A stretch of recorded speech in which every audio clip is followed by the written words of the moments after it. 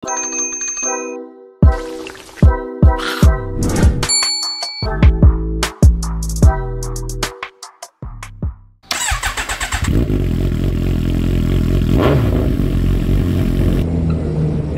guys, good morning. Yon. Yan, welcome back to our vlog. Yan, weekend ngayon. Wala naman tayong gagawing special. Samahan natin ang ating kaibigang si Eloy. At may nakursunadahan yata sa Royal Enfield. Tanong na rin natin mamaya kung magte-test ride siya. O ano kanya masasabi. So, ang problema ngayon, madilim tapos naulan. Pero umaaraw eh. Umaaraw nga, pero hindi doon sa pupuntahan natin. Woohoo!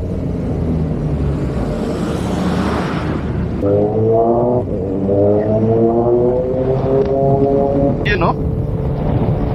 Medyo malamig na. Lumakas. Kasi tumatagos yung balat. Malakas siya. Ay nako, ano pa itong panahon na to, isang hindi masaya. Maghuhugas na naman ang motor. Yep, kahuhugas lang. Okay lang naman maghugas. Ang problema kasi pagka ganyan umulan, yung buhak sa ilalim, napakahirap tanggalin. Akalkalin natin yan na naman. Oh well, ganun talaga. Ganun talaga pag riders. So, dito kami makikita sa may Uni-Oil. At uy, nawawala ang ampon. Pag batiin. Nawawala siya. Pero kasi may liwanag na ang problema, hindi ito sa pupuntahan namin yung liwanag. Nasa gitna tayo actually nung dilim at liwanag eh. Tapos papunta tayo dito sa dilim. Ay, go. Oh well, deep well.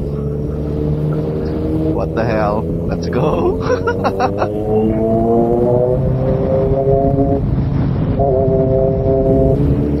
Sinara. Parang meron dyan. Ginagawa.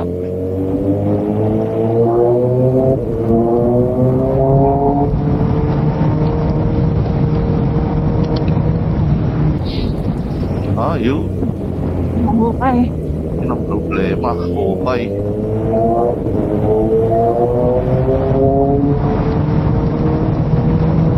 Yun naman, sulit na sulit ang aming tax. Yan kaya, hukay. Hindi tayo makaboma, wala tayong gas. Bomba ako sana.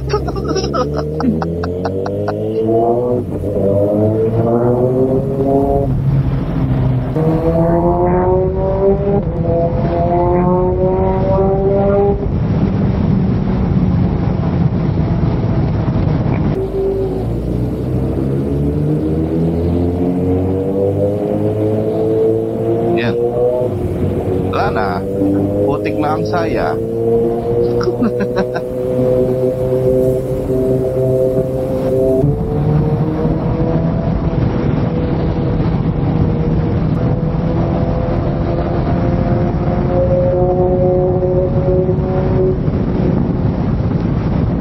Guys, kailangan po natin ng isang matinding sundance.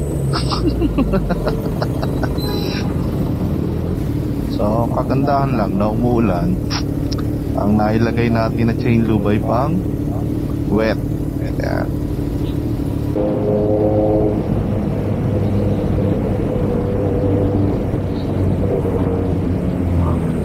Wala po naman itong banat. Saan ba ito?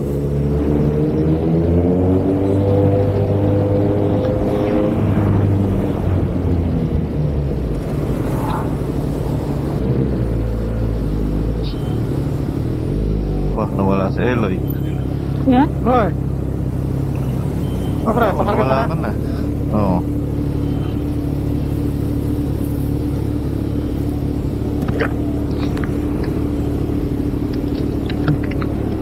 Wala, sir.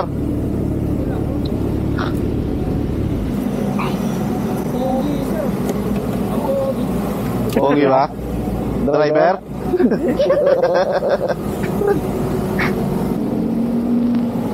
Pagkano po yung tap nyo? Siguro mga 1.4. 1.4, no? Wala. Wala. Naka-rain mo dyan pala eh. 13 liters. 15. 14. Mga 15 yan. Libre. Yup. Tayo mo, pre. Huwag na, baka lumalim. Sige ba, sir? Okay na. Oo.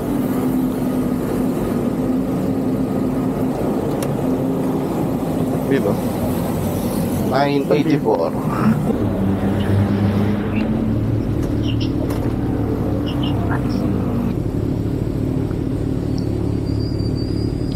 Tanginan ako. Naka-CB ang po. Kaya pala kayo mag-alabang.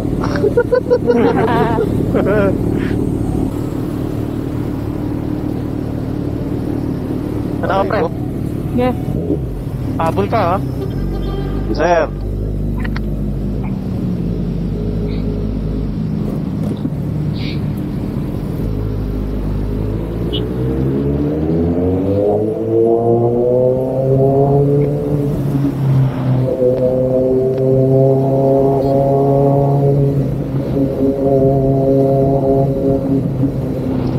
Nandiyan ang dilim eh, sa pupuntahan natin. Gilid tayo pag malakas. Ano? Oo. Gilid tayo pag malakas. Alam mo na kung saan, pre? Oo, pre. Dire-diretso. Alam mo yung Nomo? Oo. Yun, doon sa may Nomo.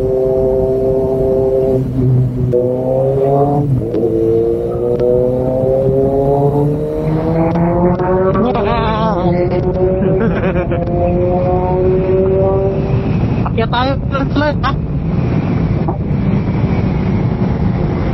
Oo, pre.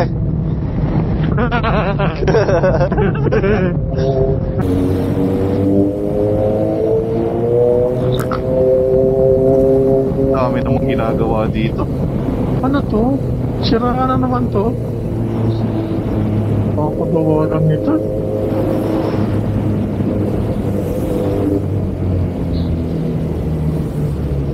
Manly talaga dito sa ano, no? Cavite, daming ano talaga. Construction capital of the world. Ano to? Lalim naman ito. Dito, pre. Magtatayo ulit ng ano dito? Flyover. Flyover na naman? Ang traffic, pre.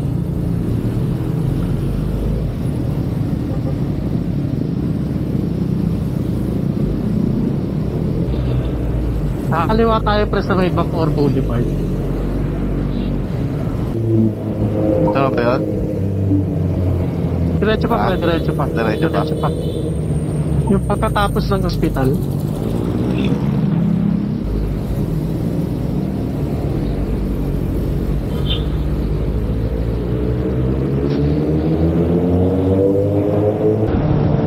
Signal ka pa, pre.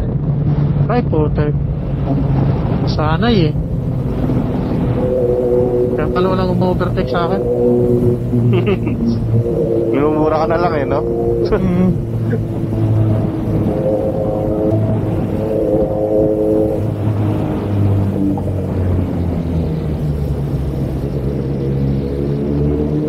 Traffic talaga.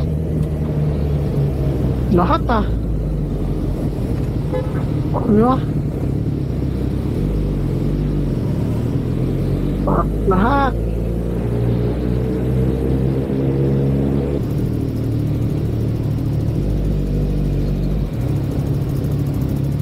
Nandito pa sagad dyan. Diba? Kikita rin tayo sa finish line. Saranawan ng windshield.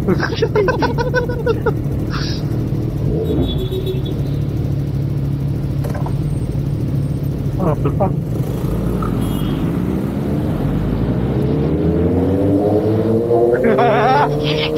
Sige pre! Sige!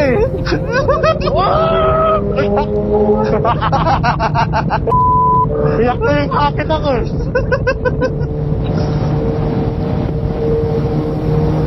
Nakakaroon yung 18. Malaki ba sa'yo nun? Wala kayong pre.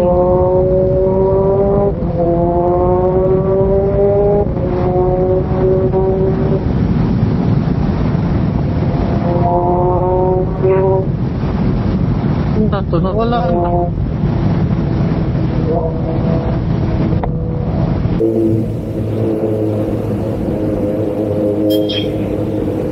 Yun pre, nandito na sa kaliwa yata. Ayun, Yan na? sa kaliwa. O, U-turn na tayo. Ah, ito? Oh, yeah, Metro Bank. U-turn tayo. Wala pa pala Somo. Oo, Kaso, layo ng U-turn. yun lang. No U-turn. Ha? Ayun, no U-turn. Gosh. Ano? Baka dito sa kabila. Susunod. Nasaan ngayon yan? Ayun.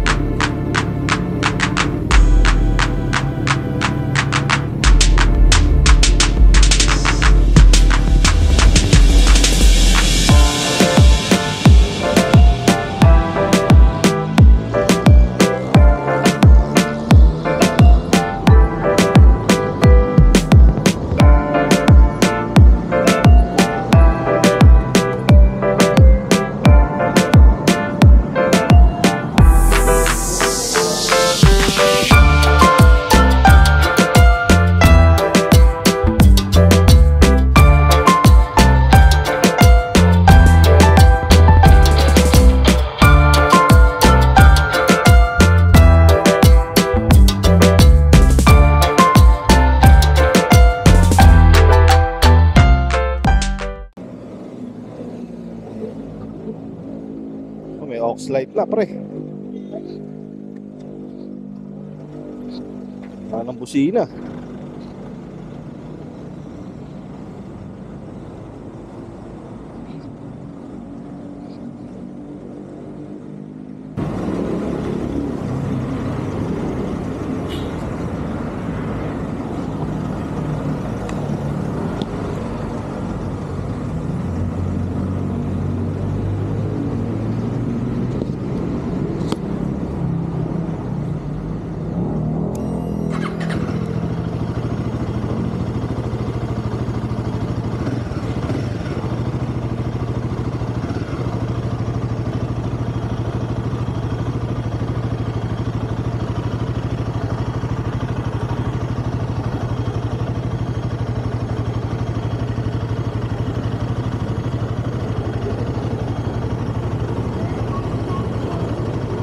US Royal Enfield Himalayan 450. So as a beginner motorcyclist, medyo excited ako to try out this new Himalayan. So first off, let's talk about the build. Yung RE450, rugged, adventure-ready design. So this is perfect for those who love off-road riding or long-distance touring. Sa makina niya, the Himalayan 450 is a single-cylinder 450cc. So robust and ample naman yung torque niya. But comparing with other motorcycles na nando sa premium line, medyo smoother yung iba and medyo refined yung engine nila. However, yung sa RE450 natin, raw, earthy feel yung bigay ng makina niya. Sa comfort, Himalaya na sa very upright seating position, kagaya ng almost all adventure bikes.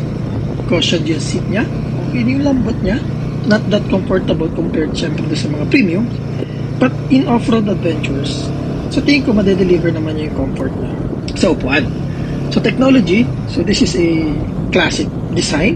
So sophisticated na display or ano na nandun sa ibang mga bikes. Wala siya dito. So the Himalayan is more basic, which do sa ibang mga riders who prefer simplicity and fewer distractions, this is an ideal bike. Riding this, a unique experience. Although nakapag-ride na ako ng ibang bikes, so yung rough terrain, hindi ko na-try kasi ang testing lang natin is on the highway. However, sa highway, it doesn't feel as stable or smooth as other premium bikes, honestly. Yung braking system niya is decent, but yung precision sa ibang bikes, unlike ibang bikes, hindi siya mag-match. So, nandun talaga siya sa lower spectrum considering the price. Sa balance niya, yung center of gravity niya, medyo mahirap siyang dalhin, mabigat. Nararamdaman ko yung bigat niya. And yung sa speed, pag tumataas na yung speed natin, ramdam na ramdam ko yung vibrations niya sa handlebars. So maybe because of the single cylinder, yung torque niya, pag pinipilit natin yung makina niya, nagbibigay talaga siya ng ganong vibration sa buong chassis ng bike. For the seat height, nakikita natin I'm just 5'5" in height. Tiptoe naman ako sa kanya, but very nimble din naman siya. So, pagdating sa traffic, mararamdaman mo talaga yung bigat ng bike. Kayang-kaya ko naman siya, lalo na kapag medyo mataas yung gamit mong riding shoes, mas maganda yung control mo. So, let's talk about the pros and cons. Pros of the Himalayan 450. In off-road capabilities, excellent siya. Yung seat is comfortable, affordable for its price, and very easy to maintain. Simple, and yung design niya is rugged. Classic design, which is gusto ng iba. Cons ng Himalayan 450 natin. Sa tech features, very basic. Pagdating sa highway, medyo matagtag siya, less smooth on the highways. And comparing to other bikes, it lacks the premium feel. So in summary, this Royal Enfield Himalayan 450 it's a fantastic bike for those who love adventure and off-road riding like me. So it's a great entry-level adventure bike with a lot of character, lalo na yung pagiging classic design niya. Parang rugged na robust. However, while it may not have all the bells and whistles of a BMW, it offers raw and enjoyable riding experience. So sana na-try ko pa to in an off-road setting. So if you're a beginner like me, looking for an affordable and capable adventure motorcycle, so this RE Himalayan 450 is definitely worth considering. But I suggest, test ride nyo muna kasi iba yung ating perception sa bikes. So me, if I have the budget, I would prefer a more premium bike. But I think kung gagawin mong second bike or alternate bike, hindi ko rin siya i-consider. If gusto mo ng solid off-road bike, RE 450, hindi ko rin siya may recommend. Siguro I would recommend kung gusto mo ng purely off-road bike, I would recommend you buy CF Moto or other bikes.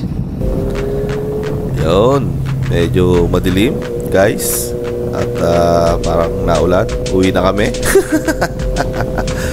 Testing na natin yung Himalayan 450. So sana ay nagkaroon kayo ng konting idea, no? Si paring Eloy na pinag-review natin kasi siya na may nag-test ride. Baka sabihin niya peke yung review.